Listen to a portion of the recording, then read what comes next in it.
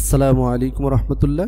HSC 2025 সালের প্রিয় শিক্ষার্থী বন্ধুরা, আজকে তোমাদের একদম শেষ মুহূর্তের ইংলিশ ফার্স্ট এবং সেকেন্ড পেপারের ফাইনাল সাজেশন নিয়ে উপস্থিত হয়েছি।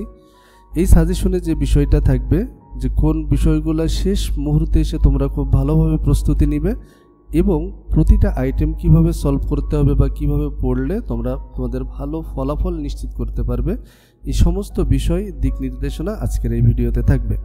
এবং নেক্সট কিছুদিন তোমাদের পরীক্ষার আগ পর্যন্ত গুরুত্বপূর্ণ যে বিষয়গুলো বা তোমাদের যে প্রশ্নের যে বিষয়গুলো তোমরা জানতে চাও সেই রিলেটেড ভিডিওগুলো চ্যানেলে আপলোড করা হবে। যদি তোমরা চ্যানেলের সাথে থাকো নিঃসন্দেহে তোমাদের জন্য এটা অনেক বেশি হেল্পফুল হবে।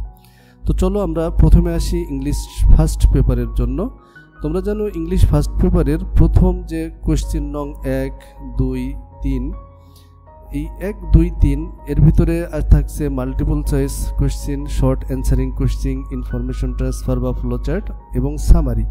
এই যে চারটা আইটেম, এই চারটা আইটেমে টোটাল তোমাদের মার্কস থাকবে এমসিকিউ মাল্টিপল যে চয়েস কোয়েশ্চেন, এখানে 5 মার্কের প্রশ্ন থাকবে 15 মার্কের, শর্ট অ্যান্সারিং কোয়েশ্চেনে ইনফরমেশন ট্রান্সফার বা ফ্লো চার্ট থাকবে 5 মার্কের, সামারি থাকবে 10 মার্কের। এই যে টোটাল 35 মার্ক, এই 35 মার্কের জন্য আমি তোমাদের 10টা প্যাসেজ সাজেস্ট করব। এই 10টা প্যাসেজ তোমরা খুব সুন্দরভাবে এর যে এমসিকিউগুলো, এর ফ্লো চার্টগুলো, সামারি লেখাগুলো, এই বিষয়গুলো খুব সুন্দরভাবে প্র্যাকটিস করবে। আশা করি এই 10টা প্যাসেজের ভিতর থেকেই তোমরা এই 3টা প্যাসেজ কমন পেয়ে যাবে ইনশাল্লাহ। তো এই বিষয়টা কিভাবে সলভ করতে হয় সেটার উপরেও চ্যানেলে ভিডিও দেওয়া হবে। এরপরে যে বিষয়টা, এই 10টা প্যাসেজ কি আমরা দেখে নিই। এই যে 10টা প্যাসেজ তোমরা অবশ্যই খুব সুন্দর করে পড়বে। দ্য ফেমাস গ্রিক ফিলোসোফার, এই প্যাসেজটা, Nelson Mandela, Valentina Tereshkova, my name is Amerigo, education gives us knowledge, যেটা education aims to bring about dreams have fascinated philosophers, the act of thinking deeply and calmly, adolescence constitute a nation course resource, যেটা আছে a plate of hot french fries। এই 10টা passage তোমরা যে 10টা প্যাসেজেরই MCQ, question, flow chart এবং summary 4টা বিষয়ই প্র্যাকটিস করবে, যাতে যে প্যাসেজটাই আসুক না কেন তোমরা যাতে যে কোনো ধরনের প্রশ্ন সলভ করতে পারো। এরপরে আসি, তোমাদের থাকবে ক্লোজ টেস্ট, উইথগুলো এবং উইদাউটগুলো। উইথগুলোতে থাকবে 5 মার্ক, উইদাউটগুলো 10 মার্ক। তো এই বিষয়টা তোমরা কিভাবে সলভ করবে, এখানে 2টা মেথড আছে। একটা হচ্ছে বোর্ড কোয়েশ্চেনগুলো 17 থেকে 24 সাল পর্যন্ত যে বোর্ড কোয়েশ্চেনগুলো আছে এগুলো সলভ করা, আর একটা হচ্ছে এই টেস্ট এক্সাম যে কোয়েশ্চেনগুলো আছে বিভিন্ন বিখ্যাত কলেজগুলোর, এই কলেজগুলোর প্রশ্ন সলভ করবে। তো এখানে আমি 2টা ভাগে ভাগ করতে চাই। যদি তোমরা দুর্বল স্টুডেন্ট হও বা তোমাদের খুব বেশি পড়াশোনা করা না থাকে, তাহলে তোমরা যেটা করতে পারো শুধু বোর্ড কোয়েশ্চেনগুলাই সলভ করবে। আর যদি তুমি চাও যে না আমার মার্কসটা নিশ্চিত করতে হবে, পেতেই হবে, তাহলে তার সাথে অবশ্যই যে স্বনামধন্য কলেজের যে প্রশ্নগুলো আসছে উইথগুলো উইদাউটগুলো, এই বিষয়গুলো অবশ্যই সলভ করবে। রিয়ারেঞ্জের ক্ষেত্রেও সেম বিষয়। রিয়ারেঞ্জ তোমরা বোর্ড কোয়েশ্চেনগুলো সলভ করে নিলে ইনশাল্লাহ সেখান থেকে কমন পেয়ে যাবে। তারপরে আরও নিশ্চয়তার জন্য, আরও নিশ্চিত করার জন্য তোমরা সেই সাথে বিভিন্ন বিখ্যাত কলেজগুলোর প্রশ্নগুলো অবশ্যই সলভ করার চেষ্টা করবে। এছাড়াও আমার চ্যানেলে তোমাদের রিয়ারেঞ্জের একটা লিসন দেওয়া হবে, যেখানে সমস্ত রিয়ারেঞ্জগুলো সুন্দর করে বাংলা করে দেওয়া আছে। তোমরা যদি শুধু সেখানে 15 থেকে 20টা রিয়ারেঞ্জ, এই 20টা রিয়ারেঞ্জ যদি তোমরা সুন্দরভাবে সলভ করো, আশা করা যায় সেখান থেকে তোমরা প্রশ্নগুলো কমন পাবে।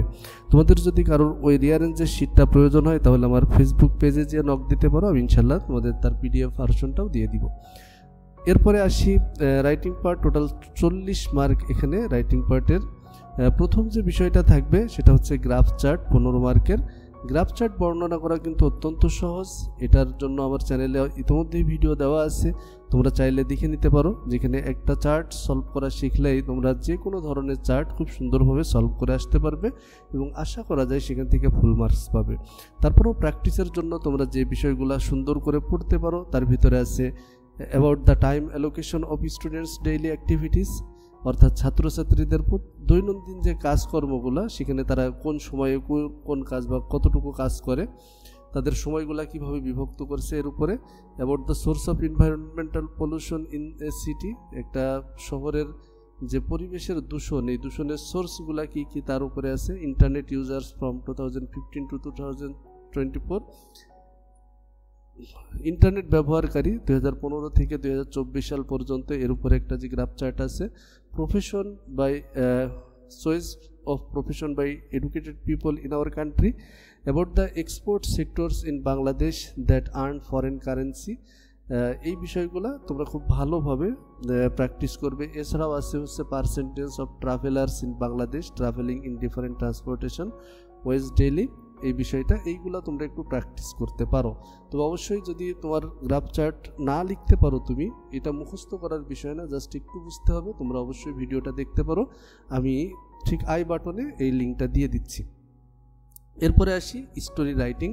স্টোরি রাইটিংয়ের ক্ষেত্রেও দুই ধরনের স্টোরি তোমাদের পরীক্ষায় এসে থাকে। স্টোরি রাইটিংয়েও তোমাদের থাকবে এবার 15 নম্বর। একটা হচ্ছে অ্যাশপস ফেবল। অ্যাশপস ফেবল মানে বিভিন্ন নৈতিক যে গল্পগুলো আছে যার শেষ হয় একটা ফিক্স, অর্থাৎ এখানে তুমি চাইলেও তোমার নিজের মতো করে লিখতে পারবে না, যার একটা শেষ রয়েছে কি একদম ফিক্স করা রয়েছে।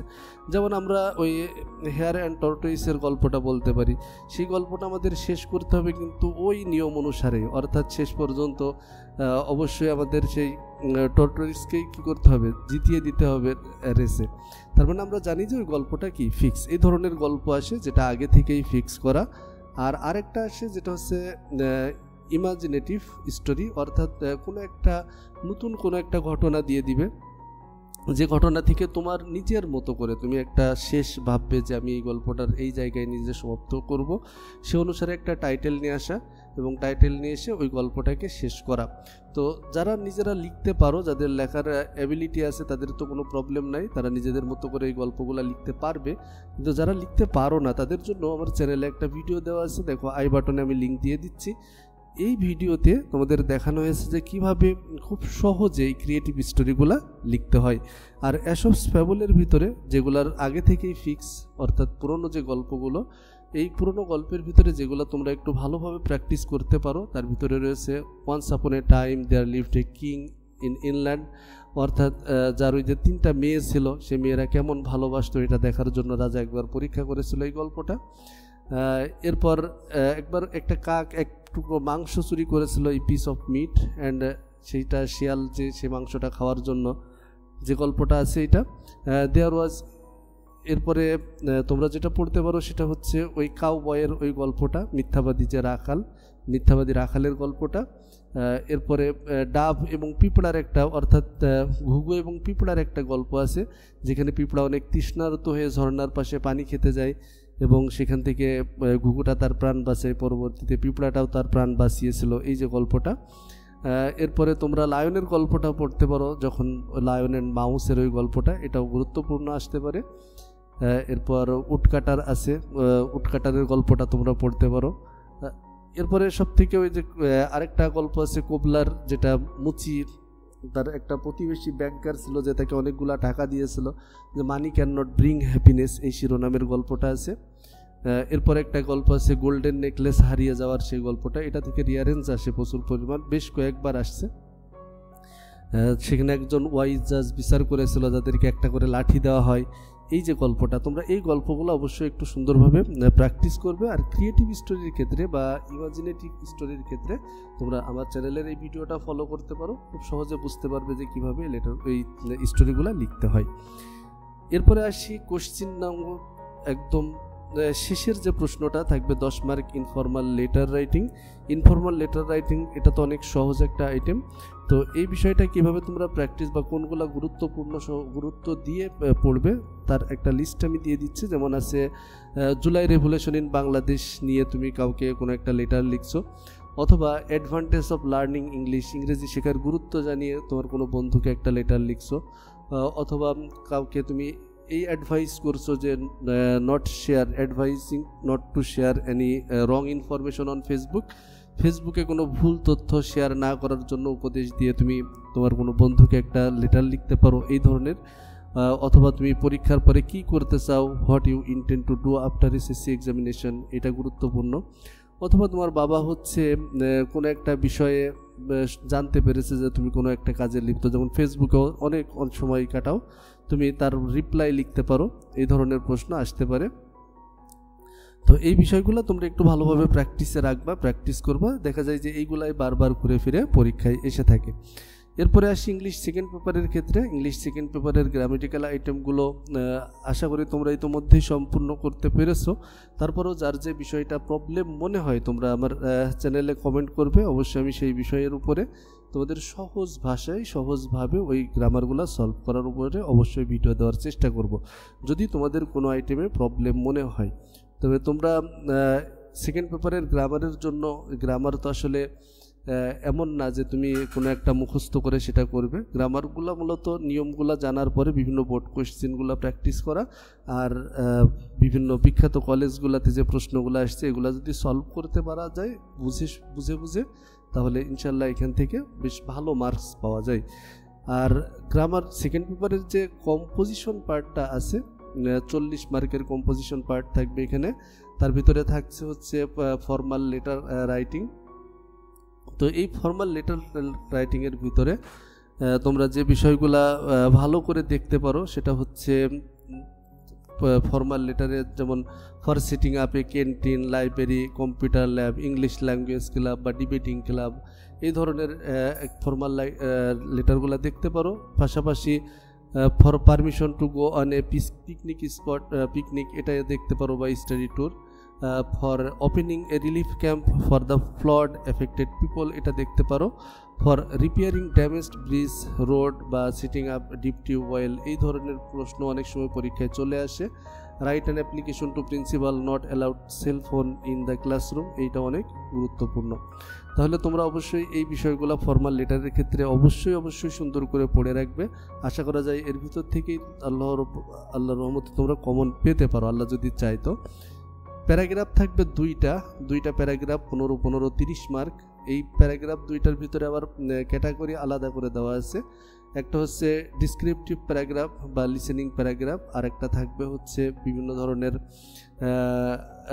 কম্প্যারিজন বা কন্ট্রাস্ট রিলেটেড যে প্যারাগ্রাফগুলো, যেগুলা মানে যেটা তোমাকে আলাদাভাবে বলে দেওয়া হয়েছে। তো ডিসক্রিপটিভ প্যারাগ্রাফের ভিতরে তোমরা পড়তে পারো July revolution in Bangladesh, doctor Mohammad Yunus, use and abuse Facebook, social media বা মোবাইল ফোন। এরপরে ট্রি প্লান্টেশন, ওমেন্স রাইটটা বর্তমানে খুবই চর্চিত বা আলোচিত একটা বিষয়টা তোমরা পড়তে পারো। Duties of a student, a good citizen, এই বিষয়গুলো তোমরা একটু ভালোভাবে দেখে অবশ্যই সুন্দরভাবে দেখে যাবে। আর কজ অ্যান্ড ইফেক্ট রিলেটেড যে প্যারাগ্রাফগুলো থাকে বা কম্প্যারিজন রিলেটেড যে প্যারাগ্রাফগুলো থাকে, তার ভিতরে cause and effect of price hike, এটা পড়তে পারো। Cause and effect of deforestation, road accident, food adulteration, drug addiction, environment pollution, সাধারণত এই রিলেটেড প্যারাগ্রাফগুলো কজ অ্যান্ড ইফেক্টের ক্ষেত্রে এসে থাকে। আর এছাড়াও যদি কম্প্যারিজন বা কন্ট্রাস্ট রিলেটেড প্যারাগ্রাফগুলো দেখতে হয়, সেক্ষেত্রে ডেমোক্রেসি অ্যান্ড অটোক্রেসি, এটা একটা, যে স্বৈরতন্ত্র এবং গণতন্ত্র, এই রিলেটেড এটা তোমরা দেখতে পারো। আছে city life and village life, এই প্যারাগ্রাফটাও বেশ গুরুত্বপূর্ণ। Junk food and healthy food, তারপর technical education and general education, এই যে কম্প্যারিজন রিলেটেড এই প্যারাগ্রাফগুলো সুন্দরভাবে দেখতে পারো। তো আশা করি তোমরা বুঝতে পারছো যে শেষ বেলায় তোমাদের কোন বিষয়গুলো অবশ্যই সুন্দর করে পড়তে হবে। তবে আমি আশা করব যে তোমাদের যদি কোনো বিষয় মনে হয় যে না, এই বিষয়টা আমাদের এই টোটাল বিষয়ের ভিতরে এই বিষয়টা আমাদের বুঝতে অসুবিধা হয়, তাহলে অবশ্যই তোমরা সেটা কমেন্টে জানাবে। আমি চেষ্টা করব ওই বিষয়গুলোর উপরে খুব সহজ ভাষায় ভিডিওর মাধ্যমে তোমাদেরকে বিষয়টা যতটা সম্ভব বোঝানোর। দেখা হবে পরবর্তী কোনো এক ভিডিওতে। সে পর্যন্ত দয়া করো, ভালোভাবে পড়াশোনা করো, আল্লাহ তোমাদের মনের আশা পূরণ করুক, এই আশা রেখে আজকের মতো বিদায় নিচ্ছি। আল্লাহ হাফেজ।